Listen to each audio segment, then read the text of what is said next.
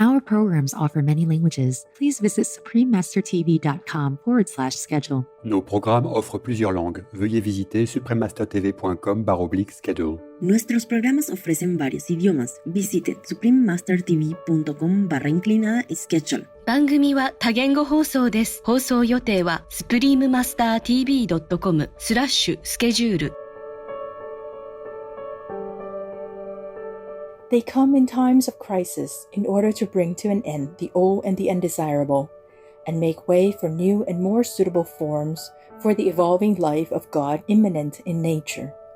They come when evil is rampant. For this reason, if for no other, an avatar may be looked for today. The necessary stage is set for the reappearance of the Christ. Please watch on for the remarkable spiritual revelations of the esteemed author Alice Bailey, written under the guidance of the venerated Master P1o3. Welcome, spiritual viewers. I'm Sophia. The high-minded people of the United States of America wish you to be always in the divine grace of the heavens. May the angels watch over you.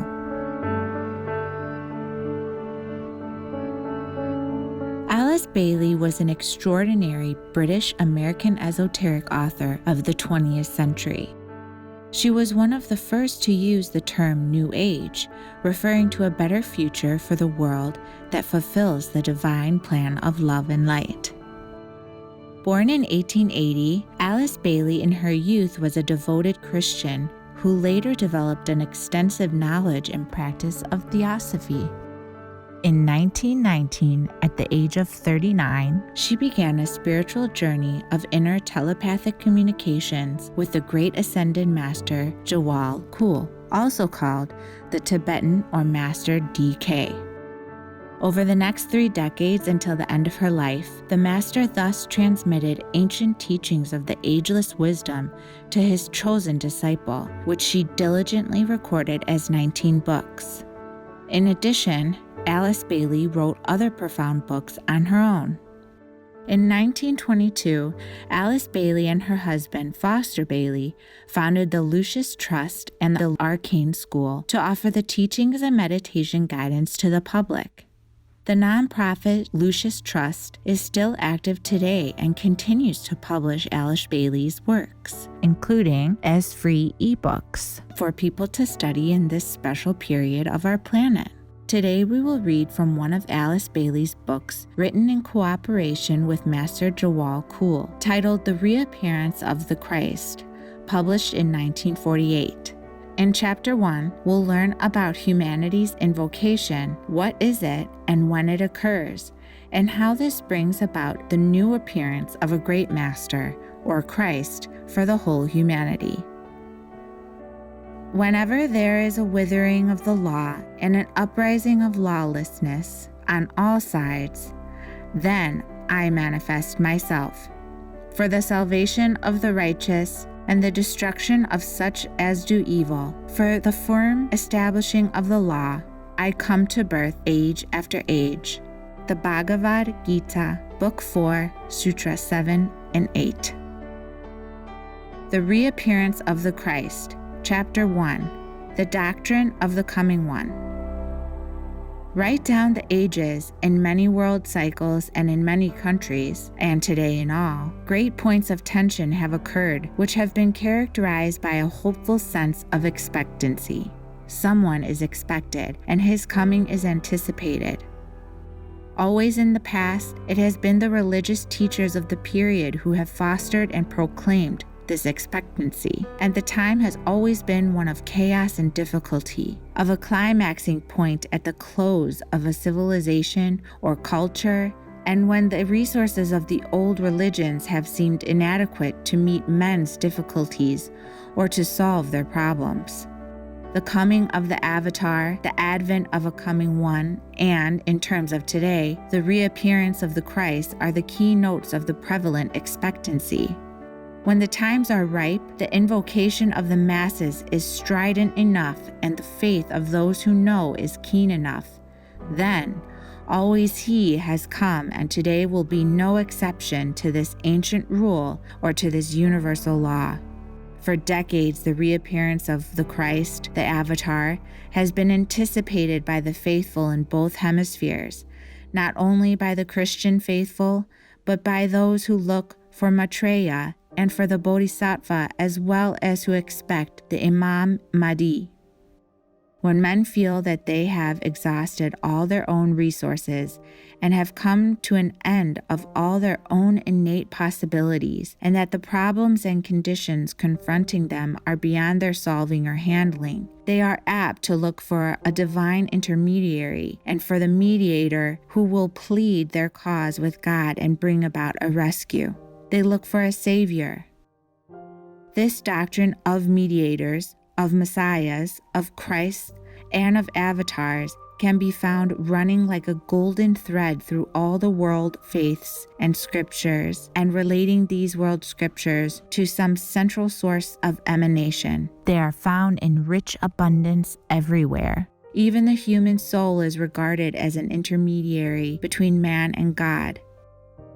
Christ is believed by countless millions to act as the divine mediator between humanity and divinity.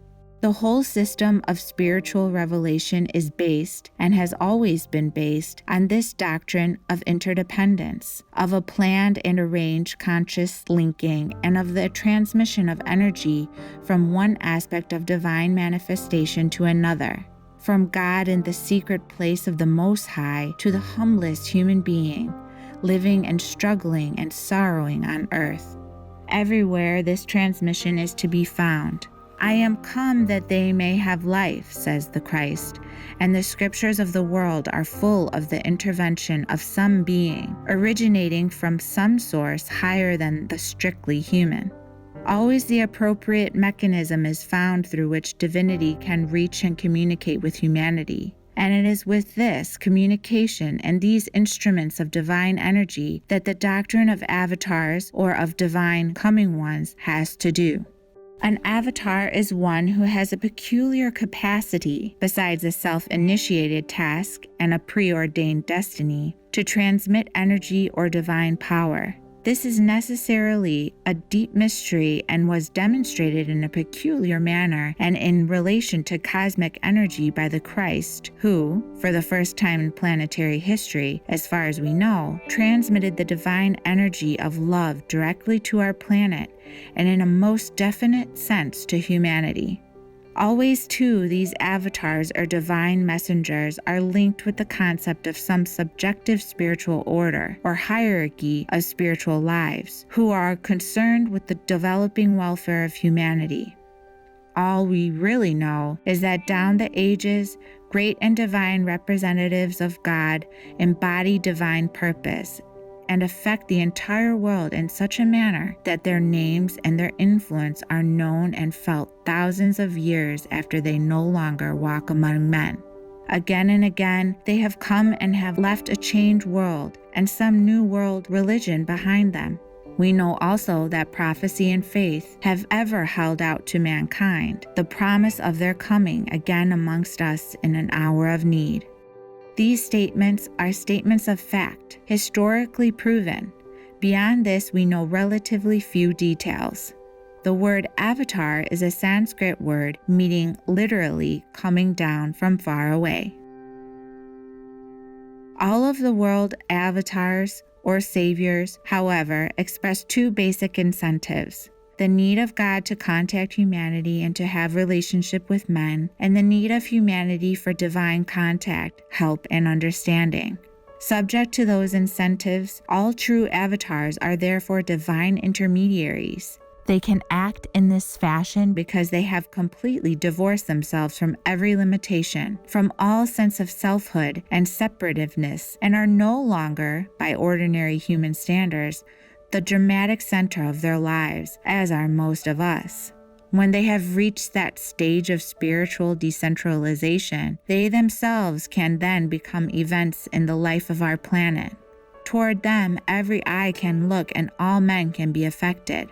Therefore, an avatar or a Christ comes forth for two reasons. One, the inscrutable and unknown cause prompts him so to do, and the other is the demand or the invocation of humanity itself. An avatar is consequently a spiritual event, coming to us to bring about great changes or major restorations, to inaugurate a new civilization or to restore the ancient landmarks and lead man nearer to the divine. They have been defined as extraordinary men who from time to time appear to change the face of the world and inaugurate a new era in the destinies of humanity. They come in times of crisis in order to bring to an end the old and the undesirable and make way for new and more suitable forms for the evolving life of God immanent in nature.